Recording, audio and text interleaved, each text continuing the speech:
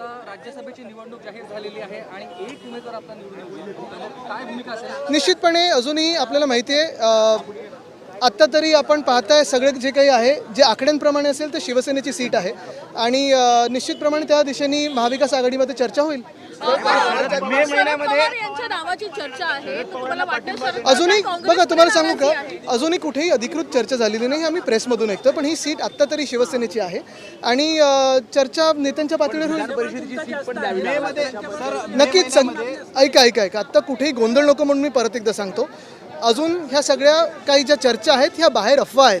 कुठेही अधिकृत चर्चा झालेली नाही आहे. विधान परिषदेत असो किंवा राज्यसभेत असो संख्याबळावर जर आपण पाहिलं आणि रोटेशनमध्ये पाहिलं तर हा शिवसेनेची वेळ आहे, शिवसेनेची जागा आहे.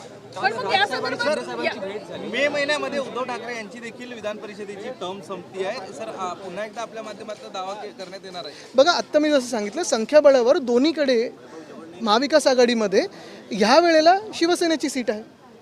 राज ठाकरेंनी काल एकनाथ शिंदे यांची भेट घेतली, त्यांच्यावर चर्चा देखील झाली. 20 मिनिटं चर्चा करायची. रोहित पवार ज्या पद्धतीने मुद्दे उपस्थित करत आहेत, सगळीकडून एकच मागणी होते की त्यांना सुरक्षा देण्यात यावी, कारण यंत्रणांच्या माध्यमातून अजूनही कुठल्याही गोष्टी अजितदादा यांच्या संदर्भातल्या पुढे येताना बघायला मिळत नाही. बघा रोहित असो किंवा काल मला वाटतं जयनी पण त्याच्यावर वक्तव्य केलेलं आहे. अनेक लोक आता आपल्या शंका त्याच्यावर आता व्यक्त करत आहेत. मला वाटतं ह्याच्यावर स्पष्टपणे एकच मत असावं, सगळ्यांचंच एक मत असावं की जे काही घडलं त्याच्यात चौकशी ही होणं गरजेचं आहे. काल मला वाटतं उपमुख्यमंत्री सुनेत्राताईंनी देखील मागणी केली आहे की CBI चौकशी व्हावी, कारण आता जे काही पुढे येतं ब्लॅक बॉक्स असेल वगैरे ह्याच्यात संशय वाढत चाललेला आहे. म्हणून एक निश्चित आहे की चौकशी तर व्हावी. पण अपेक्षित तेच मी बोलत आहे. रोहित असेल जय असेल तो 3 लाख रुपये लाच मागितली जात होती. एक ऑडिओ क्लिप समोर आलेली आहे अल्पसंख्याक विभागाच्या शाळांना मंजुरी देण्यासाठी. आणि अशा 1,500 ते 2,000 रुपये 2,000 शाळांना अल्पसंख्याकाचा दर्जा दिलेला आहे. बघा आता हे पूर्ण सरकारच जर पाहिलं तर खोदून काढायचं झालं तर सगळेच वरपासून खालपर्यंत भ्रष्ट आहेत. आणि सरकारची कामं म्हणजे ती काल कुठची युनिव्हर्सिटी गंगोटिया काय, तर तसं ते झालेलं आहे, तसंच त्यांचं काम आहे. आदित्यजी साधारणतः 10 वर्ष आधी जलपूजन केलं गेलं होतं अरबी समुद्रात महाराजांचा अश्वारूढ, पण अजूनही कुठेही त्याचं काही चिन्ह दिसत नाही आहे. आणि त्यावेळी आपल्याला आठवत असेल छत्रपती शिवरायांचं जे स्मारक समुद्रात करणार होते ते असेल किंवा इथे देखील महामानव डॉक्टर बाबासाहेब आंबेडकरांचं स्मारक घाईघाईत त्यावेळी 2017च्या निवडणुकीच्या आधी पंतप्रधान महोदयांना बोलवून एके ठिकाणी जलपूजन दुसऱ्या ठिकाणी भूमिपूजन केलं होतं. पण अजून कुठेही तसं काम पूर्ण झालेलं दिसत नाहीये. हे दुर्दैव आहे. आपण बघतोय की देवेंद्र फडणवीस यांच्या आदेशानंतरच ACBने नरहरी झिरवळ यांच्या कार्यालयावर कारवाई केली. कुठेतरी मित्र पक्षांना जवळ घेऊन शह देण्याचा प्रयत्न देवेंद्र हे फडणवीस आपण बघतोय. त्यांचे मित्रपक्ष बघतायत का की बघतायत पण बोलू शकत नाहीयेत. कारण होम डिपार्टमेंटची कारवाई, गृह खात्याची कारवाई मंत्रालयामध्ये मुख्यमंत्र्यांच्या परवानगीशिवाय होऊ शकते का, हा देखील एक विचार हवा. आणि दुसरं म्हणजे खरोखर अशा कारवाई झाल्या पाहिजेत, त्याच्यातून अर्ध सरकार हे बदललं जाईल. दिल्लीत कमीत कमी. AI समिट सुरू.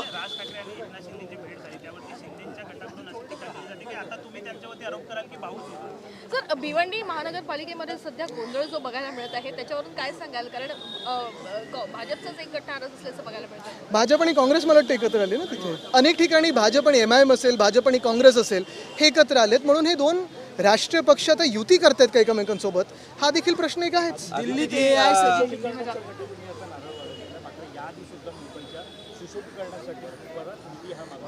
नाही, आमचं गलगोट्यासारखं काम नाही. आमचं जे करतोय त्याच्यावरच येतो मी, कारण आम्ही जे करतोय ते तुम्हाला काम दिसेल.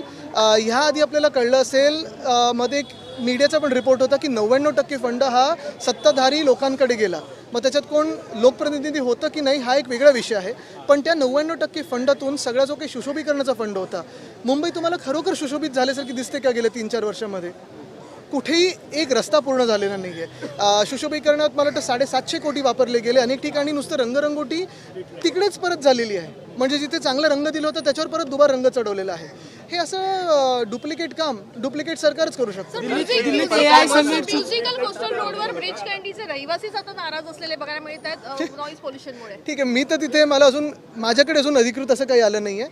ठीक आहे, आता थोडे दिवस पण त्याच्यावर 7.5 कोटी खर्च व्हावा आणि हा जनतेच्या पैशाचा, हे योग्य आहे का आपण विचार करावा. दिल्लीत AI समिट सुरू आहे. त्या ठिकाणी गलोतिया युनिव्हर्सिटी एक मिनिट, AI चं होऊ द्या. दिल्लीत AI समिट सुरू आहे. त्या ठिकाणी गलगोटिया युनिव्हर्सिटीचा कारभार असो किंवा किंवा जे एंटरप्रेनरनी अनेक त्यांची सामानं आणली होती चोरीला चोरीला गेली होती, या सगळ्या घटनाक्रमाकडे तुम्ही कसं पाहता? ते बिल गेट्स सुद्धा येणार मी कसं पाहतो अजयची दुनिया कशी पाहते, जग कसं पाहते, मला ते फार महत्त्वाचं आहे. 2-3 गोष्टी आहेत. असे AI समिट जगभरात होत असतात. कुठेही राजकीय मंडळींचे किंवा देशाच्या नेतृत्वाचे फोटो लावत नाहीत. तिथे फक्त AIचं काम दाखवलं जातं. आणि दुसरं म्हणजे जे काही गोंधळ भारत मंडपममध्ये असेल किंवा मैलोन मैल चालायला लागते लोकांना, पाणी संपतंय, जेवण संपतंय, असा कुठेही गोंधळ हा दिसला नव्हता. एक मिनिट पूर्ण मराठी होतं. शाळांचा जो समतोल आहे तो इतका बिघडलेला आहे की मराठी शाळांची संख्या कमी, अल्पसंख्याक शाळांची संख्या जास्त वाढलेली आहे. इतकंच नाही तर मराठी मुलं जी आहेत ती आता अल्पसंख्याक शाळांमध्ये अशा पद्धतीनं प्रवेश घेत आहेत. मुख्य म्हणजे अल्पसंख्याक शाळांचा दर्जा हा यासाठी मिळवला जातोय की RT अंतर्गत मुलांना ऍडमिशन द्यावी लागू नये. शाळांनी हा जो गौड बंगाल करून ठेवलेला आहे त्याबद्दल आपली बघा, तुम्हाला सांगू का, ह्याच्यात खरोखर एक पाहायला पाहिजे की जेव्हा तुम्ही अल्पसंख्याक बोलता तेव्हा कोण कोण त्याच्यात येतं, ही पहिली गोष्ट आहे. दुसरं म्हणजे अनेक ट्रस्टवर एक व्यक्ती अल्पसंख्याकातला घेतात म्हणजे ती ट्रस्ट RT मध्ये येत नाही. असे पण खूप ठिकाणी घोळ झालेले आहेत. ठाण्यात काही शाळा आहेत मला माहिती आहेत, किंवा अशा ज्या सगळी मुंबईत पण आपल्याला दिसतात की पूर्ण समिती ही वेगळी, त्याच्यात एक मायनॉरिटी मेंबर घेतला म्हणजे ती मायनॉरिटी ट्रस्ट झाली, ती RT मध्ये येत नाही. बरं, तिथे दर्जा किंवा फीज ह्या जास्ती असतात आणि म्हणून ह्याला एकतर सरकारची काय कारवाई होणार हे तर आहे. दुसरं म्हणजे फी कॅप काही शाळेंवर येणार आहे का? कारण अनेक मंत्री असे आहेत, अनेक सत्ताधाऱ्यांमध्ये असे आमदार बसलेत ज्यांच्या स्वतःच्या शाळा आहेत मोठ्या, आणि म्हणून कुठेही ज्युनियर KG सिनियर KG असेल शाळेंवर फी कॅप तशी आपण कुठेही पाहत नाही. डोनेशनवर कुठेही अजून कारवाई झालेली पाहिली नाही आहे. हा मोठा विषय. आणि खरोखर जर सरकारने घेतला तर त्यांचे मी जाहीरपणे आभार मानीन. जर त्यांनी डोनेशनवर कडक कारवाई केली, फी कॅप बसवली, शाळेंवर जे काही ह्या गडबडी आहेत ना त्याच्यावर जर ते आटोक्यात आणल्या गडबडी, तर मी त्यांच्या जाहीरपणे अभिनंदन करेन. महाराष्ट्रातल्या सगळ्या शाळांची या संदर्भाच्या अनुषंगानं चौकशी केली गेली पाहिजे. त्यांचा कारभार चौकशा आम्ही अनेक मागितलेल्या आहेत, पण क्लीन चिटच्या पुढे काही होत नाही. महायुती सरकारमधल्या मंत्र्यांची अनेक राष्ट्रवादी असो किंवा शिवसेना असो त्यांची खांदे पलट होणार, कारण की परफॉर्मन्स नाही आणि वाचाळ वक्तव्यांमुळे ती बघा, आता साधारणपणे गतिमान सरकारला 6 वर्ष झालेलं आहे. कुठे गती पकडली आहे तर फक्त भ्रष्टाचारांमध्ये, आणि सगळे तुम्हीच एक्सपोज करताय, तेवढंच आहे, बाकी काहीच नाही. रोहित भी और जय भी काफ़ी सवाल खड़े कर रहे हैं. बहुत सारे इस पे अगर आप देखें तो मुद्दे बाहर आ चुके हैं. एक ही बात है कि इस पे जो इन्वेस्टिगेशन हो फ्री एंड फेयर हो, कोर्ट मॉनिटर्ड हो, और जो भी सच है उसमें से बाहर है. प्रिया सुले ने रोहित पवार की सुरक्षा की मांग करी है, इस पर आपको क्या कहना है? सुरक्षा बढ़ानी चाहिए. मुझे लगता है कि अगर हर एक क्षेत्र में अगर हर एक ऐसे ही जनप्रतिनिधि को सुरक्षा की ज़रूरत हो तो हमारे राज्य में क्या सुरक्षा की हाल है ये आप जानिए.